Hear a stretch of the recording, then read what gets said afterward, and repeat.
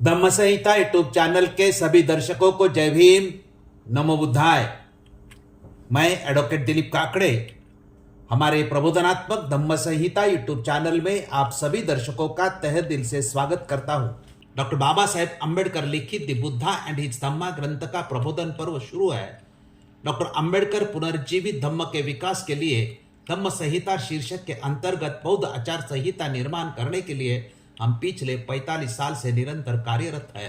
इस कार्य को सहकार्य करने का अनुरोध बौद्ध अनुयायियों को करके आज के विषय को मैं प्रारंभ करता हूं। आज के 47वें भाग का विषय बुद्ध और उनका विषाद योग ये है। इस विषय का स्पष्टीकरण इस प्रकार से है कि द बुद्धा एंड हिज धम्मा इस ग्रंथ के द्वितीय कांड का पहला भाग बुद्ध और उनका विषाद योग ये है। इस पहले भाग में अध्याय पहला उपदेश देना या नहीं देना यह है। इस भाग की जानकारी डॉक्टर बाबा साहेब अम्बेडकर जी ने बुद्धा एंड हिज धम्मा ग्रंथ में 21 अंक में दी है। दूसरा अध्याय ब्रह्मा सहमपति द्वारा शुभ घोषणा यह है। इसकी जानकारी 9 अंकों में दी है। इन 2 अध्याय की जानकारी और उसका विश्लेषण दर्शकों को हम इस भाग में पेश कर रहे हैं। पहला मुद्दा विषाद योग यानी उपदेश देना या नहीं देना यह है। ज्ञान प्राप्ति के तुरंत बाद बुद्ध ने धम्म का उपदेश नहीं दिया था।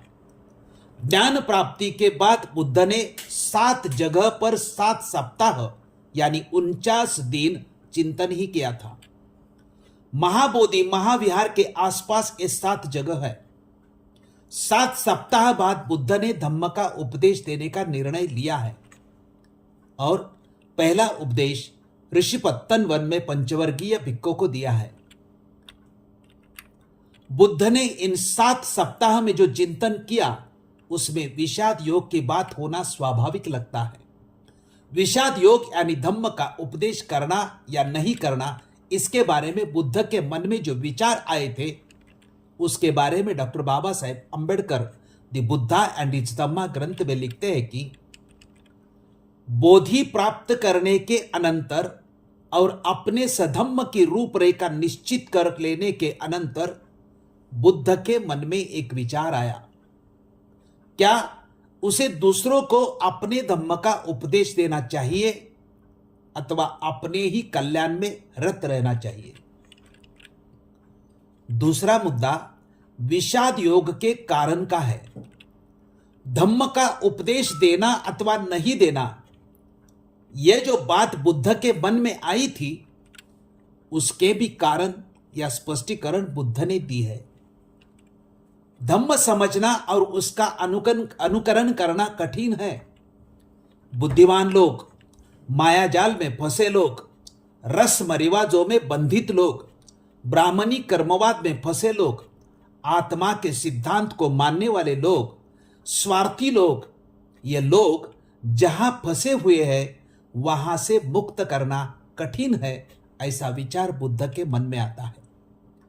Doctor Baba Saheb Ambedkar the Buddha and his Dhamma ग्रंथ में इस बारे में लिखते हैं कि उन्होंने यानी तथागत बुद्ध ने सोचा कि निस्संदेह मैंने एक नया सद्धम्म पा लिया है, लेकिन हर सामान्य आदमी के लिए इसे समझ सकना और अनुकरण करना कठिन है। बुद्धिमानों तक के लिए यह अति सूक्ष्म है। आदमियों के लिए अपने माया जाल से मुक्त कर सकना कठिन काम है। आदमियों के लिए रस्म और रीति रिवाजों और धार्मिक संस्कारों के बंधनों से मुक्त करना या मुक्त होना कठिन है। आदमियों के लिए ब्राह्मणी कर्मवाद से मुक्त होना कठिन है। आदमियों के लिए आत्मा को नित्य मानने के सिद्धांत से मुक्त होना कठिन है और मेरे इस सिद्धांत को मानना भी कठिन है कि आत्मा का कहीं कोई स्वतंत्र अस्तित्व नहीं है और मरणोत्तर भी कहीं कोई आत्मा शेष नहीं रहती। आदमी स्वार्थरत है। वे इसी में मजा लेते हैं और आनंद मानते हैं। आदमियों के लिए मेरे सद्धम्म को स्वार्थपरता के ऊपर स्थान देने के सिद्धांत को समझना कठिन है। यह स्पष्टीकरण हर बौद्ध अनुयायी को मालूम होना चाहिए। तीसरा मुद्दा सद्धम्म प्रचार के प्रति निष्क्रियता का है। आदमी इतनी जगह फंसा है कि उसको वहां से मुक्त करना कठिन है। यह सोचकर बुद्ध के मन में धम्म का उपदेश करने के बजाय स्वतंत्र और सन्यासी का जीवन बिताने के विचार आते हैं। Doctor Baba Saheb Ambedkar the Buddha and his Dhamma ग्रंथ में इस बारे में लिखते हैं कि बुद्ध कहते हैं कि यदि मैं अपने सिद्धांत का उपदेश दूं और दूसरे इसे समझ न सके अथवा समझकर स्वीकार न कर सके अथवा स्वीकार करके भी तदनुसार आचरण न कर सके तो इससे दूसरों को भी व्यर्थ की थकावट होगी और मुझे भी व्यर्थ की परेशानी। मैं संसार से दूर रहकर एक सन्यासी का ही जीवन क्यों न बिताऊं? मैं अपने कल्याण में ही क्यों न लगा रहूं? मैं कम से कम अपना कल्याण तो कर ही सकता हूं।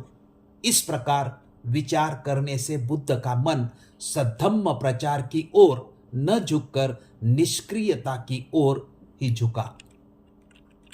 चौथा मुद्दा ब्रह्मा संपत्ति की चिंता और विनती का है।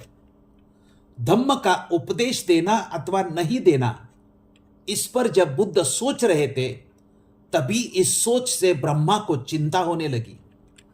बुद्ध ने धम्म उपदेश नहीं दिया तो संसार का विनाश हो जाएगा, ऐसे विचार ब्रह्मा के मन में आते हैं और उसी चिंता को लेकर ब्रह्मा बुद्ध के पास आकर धम्म उपदेश करने की हाथ जोड़कर विनती करता है। Doctor Baba Sahab Ambedkar the Buddha and his Dhamma ग्रंथ में इस बारे में लिखते हैं कि ब्रह्मा सहमपति ने जब यह जाना कि बुद्ध के मन में क्या विचार चक्कर काट रहा है तो उसने सोचा निश्चय से संसार विनाश को प्राप्त होने जा रहा है। यदि सम्यक संबुद्ध तथागत का मन धम्म प्रचार की ओर न झुककर निष्क्रियता की ओर झुक जाता है। इस चिंता से घबराकर ब्रह्मा सहमपति ब्रह्मलोक से विदा होकर बुद्ध के सामने प्रकट हुआ। अपने वस्त्रों को एक कंधे पर करके वो झुका और हाथ जोड़कर बोला, आप अब सिद्धार्थ गौतम नहीं है, आप बुद्ध है, आप सम्यक संबुद्ध है, आप तथागत है। आप संसार को सत्य पथ पर ले चलने से कैसे विमुख हो सकते हैं? बहुत प्राणी है जो बहुत मलिन नहीं है, उन्हें सद्धम्म श्रवण करने नहीं मिलेगा तो वे विनाश को प्राप्त होंगे। आप जानते हैं भगवान कि मगध में एक पुराना धर्म पैदा हुआ था जिसमें बहुत दोष थे। क्या भगवान अब उन लोगों के लिए अमृत द्वार नहीं खोलेंगे?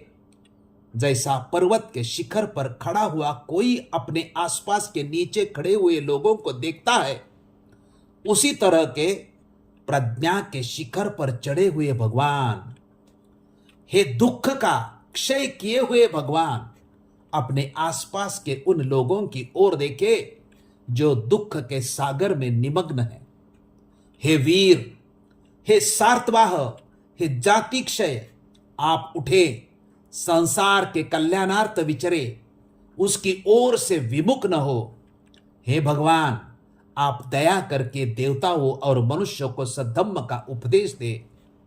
ऐसी विनती ब्रह्मा भगवान बुद्ध को हाथ जोड़कर करता है। पांचवा मुद्दा ब्रह्म संपत्ति को बुद्ध का उत्तर यह है। बुद्ध ने संपत्ति को जवाब में कहा था कि उपदेश देकर व्यर्थ की परेशानी नहीं होना चाहिए। सन्यासी की तरह हाथ पर हाथ धरे बैठना या संसार से भागना ठीक नहीं है और संसार से भागना भी किसी को संभव नहीं है। Doctor Baba Saheb Ambedkar the Buddha and Dhamma इस ग्रंथ में लिखते हैं कि बुद्ध ने ब्रह्मा को उत्तर दिया कि हे मनुष्यों में ज्येष्ठ श्रेष्ठ ब्रह्म, यदि मैंने धम्मोपदेश देने का संकल्प नहीं किया तो वह केवल व्यर्थ की परेशानी से बचने के ख्याल से नहीं किया। यह जानकर कि संसार में इतना दुख है, बुद्ध ने निश्चय किया कि सन्यासी की तरह हाथ पर हाथ धरे बैठे रहना और जो कुछ दुनिया में हो रहा है वैसे ही होते रहने देना उसके लिए ठीक न होगा। उन्हें तपश्चर्या तथा आत्मपीड़न का पथ व्यर्थ जान पड़ा था।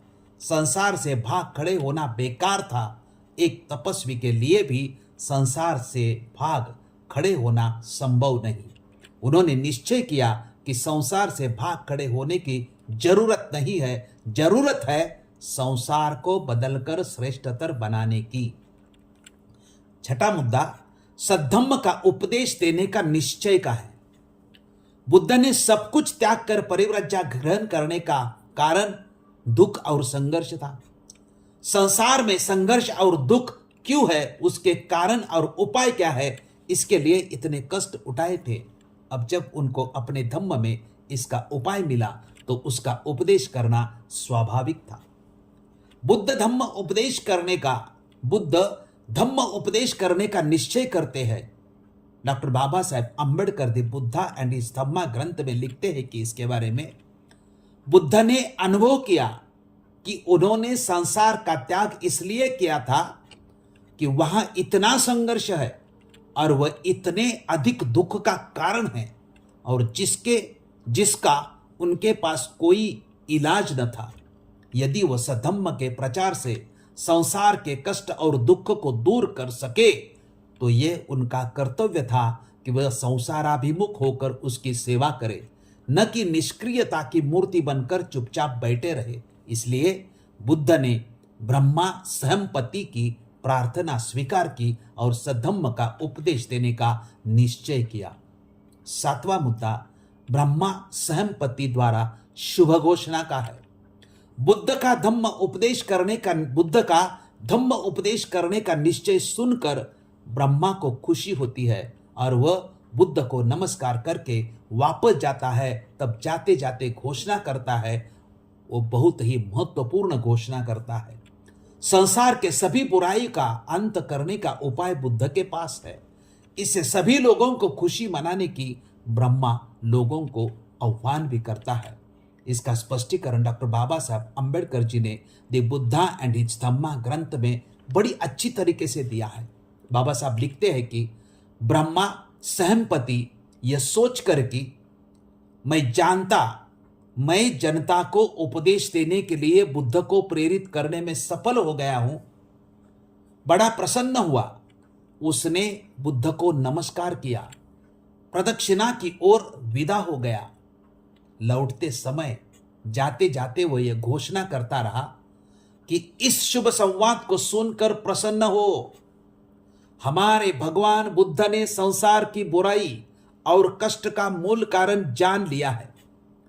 उन्हें इससे मुक्त होने का उपाय भी ज्ञात है।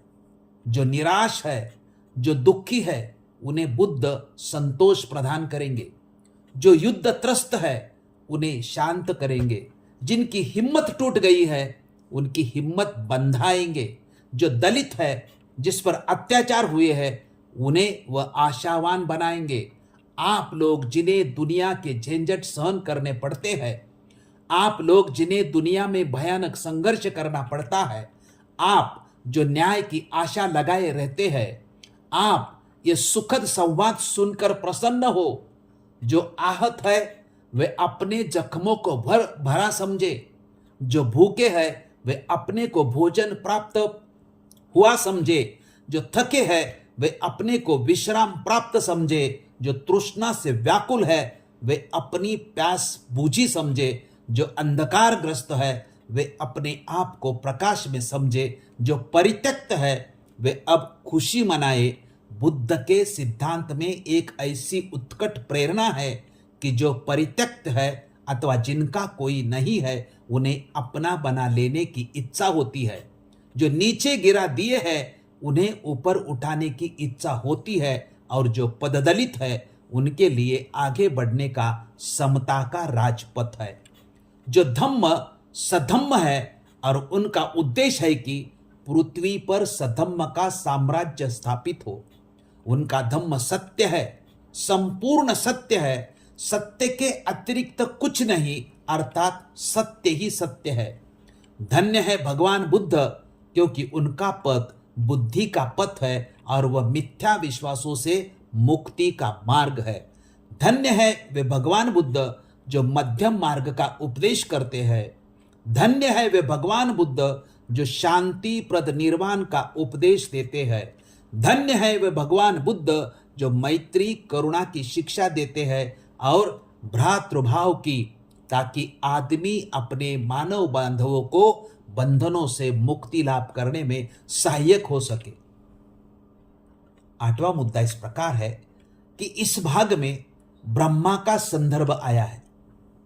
ब्रह्मा के संदर्भ की कई लोगों को शंका है और लोग पूछते भी है, इसलिए ब्रह्मा के संदर्भ का स्पष्टीकरण बुद्धिवादी जगत के शीर्षस्थ विद्वान डॉक्टर सुरेंद्र अज्ञात जी ने बौद्ध धम्म के प्रचार की दृष्टि से बुद्ध धम्म कुछ प्रश्न कुछ उत्तर नाम का ग्रंथ लिखा है और इस ग्रंथ में उन्होंने बौद्ध अनुयायी के प्रश्नों के उत्तर या स्पष्टीकरण किए हैं। वैसा ही बुद्धा एंड हिज धम्मा इस ग्रंथ में ब्रह्मा जो संदर्भ आया है उसका भी स्पष्टीकरण डॉक्टर सुरेंद्र अज्ञात जी ने किया है।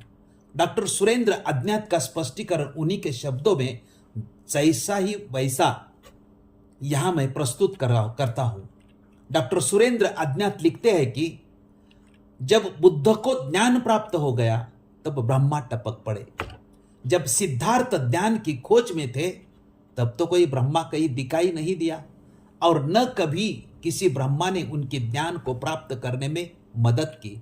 परंतु जब ज्ञान प्राप्त हो गया तो उसे इस बात की चिंता बेवजह सताने लगती है कि बुद्ध इस ज्ञान को दुनिया में बांटेंगे या नहीं। ब्रह्म सहमपति ने जब ये जाना कि बुद्ध के मन में क्या विचार चक्कर काट रहा है तो उसने सोचा कि निश्चित है कि यह संसार नष्ट होने जा रहा है। इस चिंता से घबराकर ब्रह्म सहमपति ब्रह्मलोक से विदा होकर बुद्ध के सामने प्रकट हुआ। अपने वस्त्र को कंधे पर करके वह झुका और हाथ जोड़कर बोला, आप अब सिद्धार्थ गौतम नहीं है, आप बुद्ध है, आप सम्यक संबुद्ध है, आप तथागत है। आप संसार को अंधकार मुक्त करने के प्रयास से विमुख कैसे हो सकते हैं? हे वीर, आप उठे, संसार के कल्याणार्थ विचरे, उसकी ओर से विमुख न हो। इस पर बुद्ध ने ब्रह्मा सहमपति की प्रार्थना स्वीकार की और सद्धर्म का उपदेश देने का निश्चय किया। बुद्ध और उनका धम्म में दी हुई यह कहानी क्या बताती है? डॉक्टर सुरेंद्र अज्ञात पूछ रहे हैं और लिख रहे, क्या ब्रह्मा सचमुच बुद्ध के पास आए थे? क्या ब्रह्मा नाम का कोई देवता सचमुच है? ये सवाल डॉक्टर सुरेंद्र अज्ञात जी पूछते हैं और उसका उत्तर भी देते हैं और वो लिखते हैं कि ब्रह्मा से बुद्ध बड़ा है। इस बारे में डॉक्टर सुरेंद्र अज्ञात लिखते हैं कि बौद्ध धम्म में यह कहानी धम्म के प्रचार के लिए गढ़ी गई है और यह दर्शाने के लिए गढ़ी गई है कि बुद्ध ब्रह्मा से बड़े हैं, कि ब्रह्मा उनके पास आकर प्रार्थनाएं करता है कि बुद्ध ने धर्मोपदेश देना ऐसे ही नहीं शुरू कर दिया, ये तो ब्रह्मा की प्रार्थना को स्वीकार करके बुद्ध ने शुरू किया था। अतः बुद्ध के उपदेश बहुत महत्वपूर्ण है और बुद्ध के आगे देवता भी प्रार्थनाएं करती है। वैसे देखा जाए तो क्या बुद्ध को ब्रह्मा के उपदेश, उसकी प्रेरणा आदि की जरूरत थी? क्या उन्हें स्वयं ही नहीं पता था कि यह ज्ञान मानवता के हित के लिए है और मुझे इसे लोगों में बांटना चाहिए? यदि तथाकथित ब्रह्मा कथित रूप से बुद्ध को न समझाते तो क्या वे लोगों को उपदेश दिए बिना ऐसे ही बैठे रहते? क्या सद ज्ञान प्राप्त करने के बाद भी आदमी आलसी की तरह एक जगह पालती मारे बैठा रहता है? यदि वह ऐसे ही बैठा रहता है और अपने में ही खोया रहता है तो फिर इस सद ज्ञान का दूसरे मिथ्या ज्ञान से अंतर ही क्या रह जाता है? जो बुद्ध 80 साल की उम्र तक आमरण पैदल चलकर लोगों को ज्ञान बांटते रहे, वह एक जगह पालती मारकर सदा बैठे रह ही नहीं सकते थे। उन्हें लोगों में ज्ञान बांटना ही बांटना था, क्योंकि वे दुखी मानवता के दुख को कम करने की भावना से प्रेरित थे और उसी नुस्खे को, उसी ज्ञान को ढूंढने के लिए घर के सुख आराम तज कर वनों की खाक छान रहे थे।